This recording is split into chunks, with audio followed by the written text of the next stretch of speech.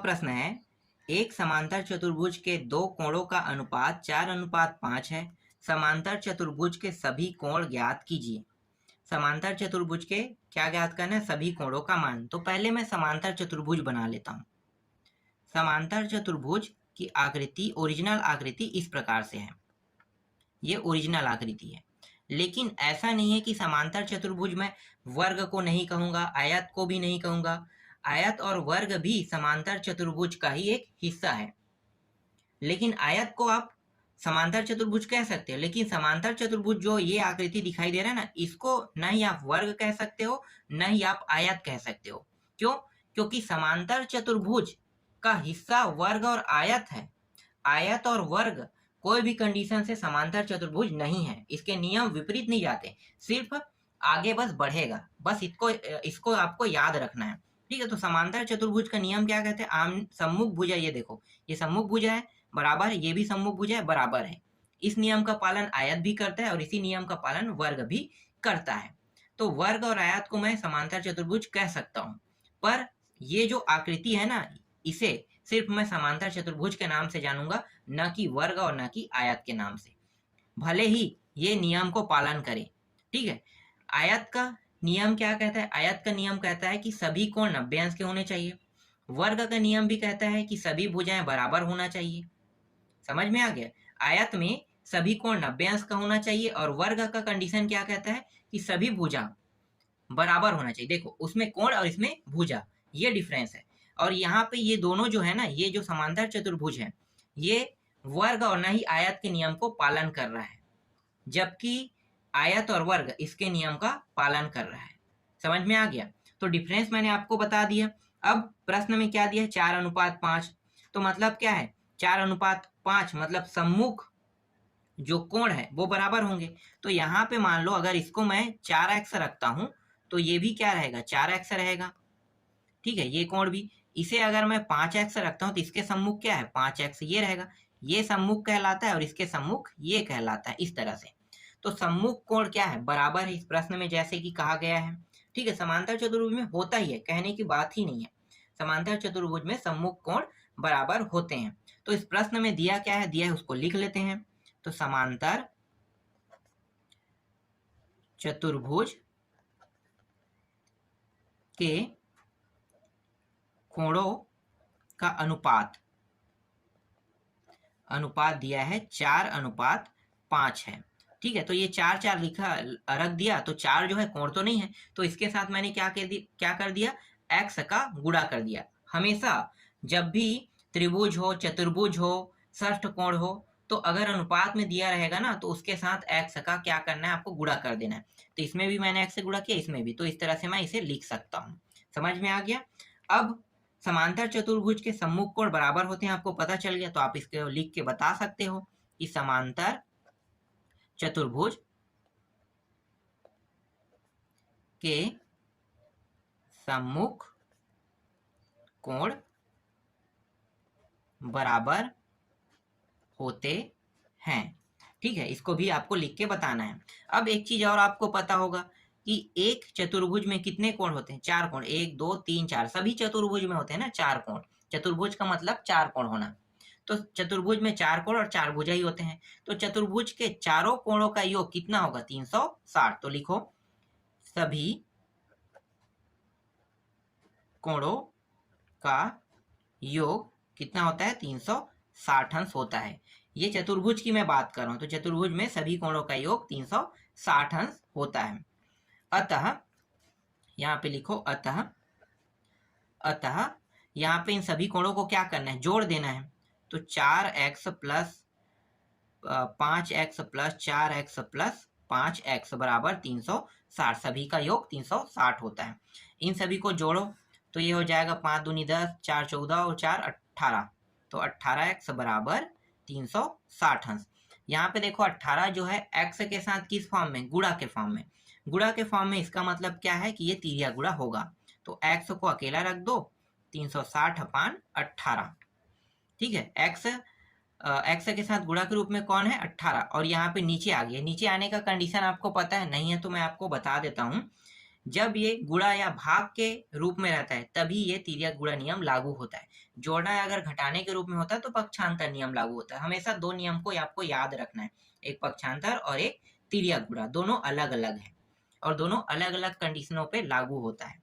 अब इसको भाग दे दो, तो भाग देते हैं तो 18 दूनी 36, 2 और 18 शून्यम, तो यहाँ पे x का मान कितना प्राप्त हो गया, x का मान 20 प्राप्त हो गया। अब बारी बारी से देखो, एक कोण, दूसरा कोण, तीसरा और चौथा, तो चारों कोणों में रख दो, मान निकल जाएगा। तो रखते हैं प्रथम कोण, प्रथम कोण क्या है देखो 4x है, 4x में रखते हैं तो 4 गुणित कितना रखेंगे x का मान 20, तो ये हो जाएगा 20 चौक 80, 80 अंश आ गया एक का। द्वितीय रखो, द्वितीय कोण, दूसरे कोण का मान रखते हैं तो 5 दिया है 5x, तो 5 गुणित 20 बराबर 20 पंचे 100। तृतीय रखो, तृतीय कोण सेम टू सेम अब प्राप्त होगा क्योंकि ये दोनों बराबर है, तो ये 4x बराबर 4 गुणित 20, तो ये भी 80। और चतुर्थ में, चतुर्थ कोण में 5x, तो 5 गुणित 20 बराबर ये हो गया 100। इस तरह से प्रथम, द्वितीय, तृतीय, चतुर्थ चारों कोणों का मान निकल गया और यही क्या है इसका आंसर है। इस प्रश्न में चारों कोणों का मान निकालने के लिए कहा था। आगे देखो नेक्स्ट प्रश्न, अगला प्रश्न में क्या दिया है, तो अगला प्रश्न देखते हैं, 1 मिनट मैं आपको दिखाता हूं। देखो अगला प्रश्न है, किसी समांतर चतुर्भुज की संलग्न भुजाएं 3:4 है के अनुपात में है। यदि समांतर चतुर्भुज का परिमाप 84 सेंटीमीटर है तो उनकी भुजाएं ज्ञात कीजिए। तो इसकी भुजाएं ज्ञात करना है, तो पहले मैं एक चित्र का निर्माण कर लेता हूं। ठीक है, क्या कह रहा है, समांतर चतुर्भुज। तो समांतर चतुर्भुज की आकृति आप आयत भी बना सकते हो, वर्ग भी बना सकते हो, क्योंकि आयत वर्ग भी क्या है, समांतर चतुर्भुज है। या आप डायरेक्ट समांतर चतुर्भुज की ओरिजिनल आकृति बना सकते हो जो कुछ इस प्रकार से है, ये ऐसा। अब यहाँ पे भुजाओं का अनुपात कह रहा है तो 3:4, तो भुजाओं का अनुपात, तो यहाँ पे मैं इसको 3 रखता हूँ, इसको 4, ठीक है, फिर से 3 और ये 4। सम्मुख जो भुजा है ना समांतर चतुर्भुज में बराबर होते हैं, तो देखो ये सम्मुख भुजा है बराबर, ये भी सम्मुख भुजा है बराबर। अब इसके साथ किसका गुणा करेंगे, x के साथ। मैंने क्या बताया था आपको कि जब भी अनुपात में मान होता है तो आपको क्या करना है, x का गुणा कर देना। तो इस तरह से आपको x का गुणा करना है इसके साथ। अब जो दिया है उसको लिख लेते हैं। तो दिया है, क्या दिया हुआ है भाई, समांतर चतुर्भुज की भुजाएं का अनुपात दिया है, तो लिखो समांतर, मैं शॉर्टकट में लिख रहा था, समांतर चतुर्भुज की भुजाओं का अनुपात 4 क्या है, 3 है ना, 3:4 है, 3:4 दिया हुआ है। ठीक है, तो ये दिया हुआ था, मैंने ले लिया। अब आपको ये बात पता चल गया होगा कि समांतर चतुर्भुज के कोण वाला तो मैंने बता दिया कि कोण सम्मुख कोण बराबर होते हैं, तो यहाँ पे भुजा भी बराबर होते हैं, सम्मुख भुजा। तो लिखो, शॉर्टकट में मैं लिख रहा हूं, समांतर चतुर्भुज की या समांतर चतुर्भुज का सम्मुख भुजा बराबर होता है। जैसे कि ये दोनों देखो बराबर है, ये दोनों भी बराबर है, तो पता चल गया कि कोण बस बराबर नहीं होता है, कोण के साथ इसके भुजा भी बराबर होते हैं। ठीक, अब परिमाप का सूत्र लगाओ। तो परिमाप होता क्या है, परिमाप क्या होता है, परिमाप का मान भी दिया हुआ है ना, तो परिमाप का मान मैं पहले लिख लेता हूं। तो ये दिया है 84 सेंटीमीटर दिया हुआ है, 84 सेंटीमीटर। अब परिमाप का मैं यहाँ पे सूत्र लगाता हूँ। परिमाप का सूत्र क्या होता है, तो देखो परिमाप का सूत्र कैसे पता करोगे, लंबाई चौड़ाई चारों को जोड़ दो, तो एक हो गया लंबाई प्लस चौड़ाई, इस तरह से ये सूत्र होता है। अब यहाँ पे देखो 2 लंबाई है, मतलब 2 लंबाई लिखो, और 2 चौड़ाई है तो 2 चौड़ाई, जुड़ जाएगा। सूत्र इसी तरह से बनता है, आपको अलग से याद करने की आवश्यकता नहीं है। शॉर्टकट में इसे कैसे बनाते हैं, देखो जो सूत्र बनते हैं इन दोनों में क्या उभयनिष्ठ निकलेगा, 2 और लंबाई अंदर में प्लस चौड़ाई। तो हम जिस फॉर्म को देखते हैं ना, ये फॉर्म है, लेकिन अगर आप बनाओगे तो सूत्र का नियम यही है। परिमाप का मतलब होता है घेराबंदी। आप एक जाली तार से किसी जगह को घेरो ना जो चतुर्भुज हो, तो चतुर्भुज के चारों हिस्सों को अगर घेरते हो, चारों भुजाओं को, तो जाली तार से जब फ्रेमिंग करते हो तो उन्हीं चारों भुजाओं को, योग को हम क्या कहते हैं? परिमाप कहते हैं। किसको कहते हैं? योग को। इसको भी जोड़ोगे, इसको भी, इसको भी, इसको भी, सभी भुजाओं को जोड़ दो, तो इसी को हम परिमाप के नाम से जानते हैं। और परिमाप का सूत्र क्या होता है? इन सभी को जोड़ने पर ये जो मान मुझे प्राप्त हो रहा है, ये परिमाप का सूत्र बन गया। 2 लंबाई 2 चौड़ाई। अब यहाँ पे मान को रख दो। लंबाई 2 यहाँ पे हो गया। लंबाई का मान देखो कितना है, तो लंबाई को मैंने 3x माना है और चौड़ाई को 4x है। तो 2 तो है ना पहले से, तो सिर्फ लंबाई में कितना रखना है आपको? 3x, और चौड़ाई में 4x रखना है, इस तरह से। तो ये, और परिमाप का मान कितना है भाई? देखो 84 सेंटीमीटर, तो यहाँ पे आपको 84 लिखना है। ठीक है, इन सभी का योग परिमाप है, और परिमाप का मान इन सभी को मैं जोड़ूंगा तो कितना प्राप्त होगा? 84। तो ये रहा 84।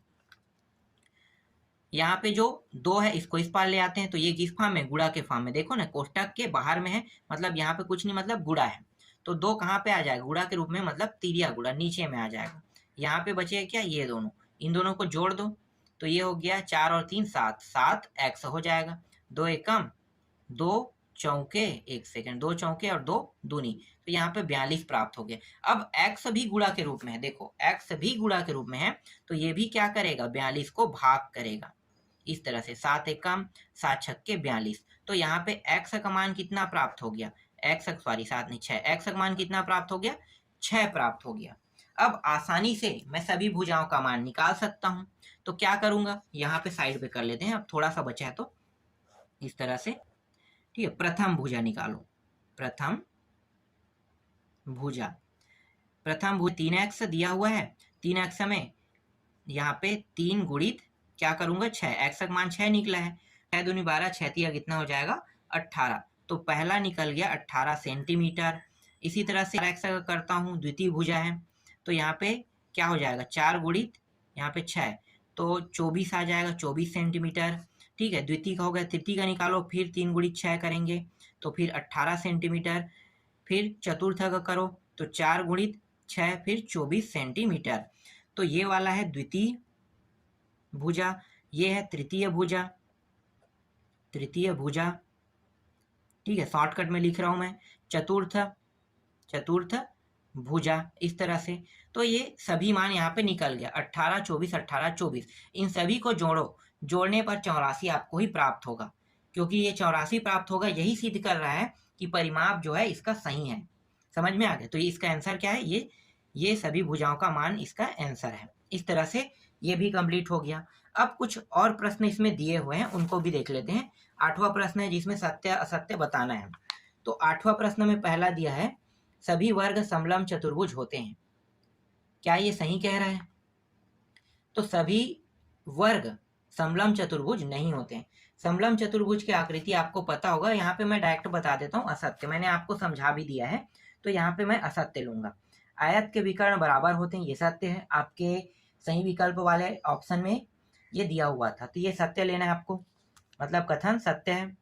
सभी आयत समांतर चतुर्भुज नहीं होते, तो सभी आयत समांतर चतुर्भुज नहीं होते कह रहा है, ये गलत है। मैंने आपको बताया है कि जितने भी आयत है और वर्ग है वो सब के सब समांतर चतुर्भुज होते हैं, इसलिए ये कथन क्या हो रहा है? गलत नहीं कह रहा है ना, इसलिए गलत हो रहा है। चतुर्भुज के विकर्ण समकोण पर समद्विभाजित करते हैं, ये भी सही है।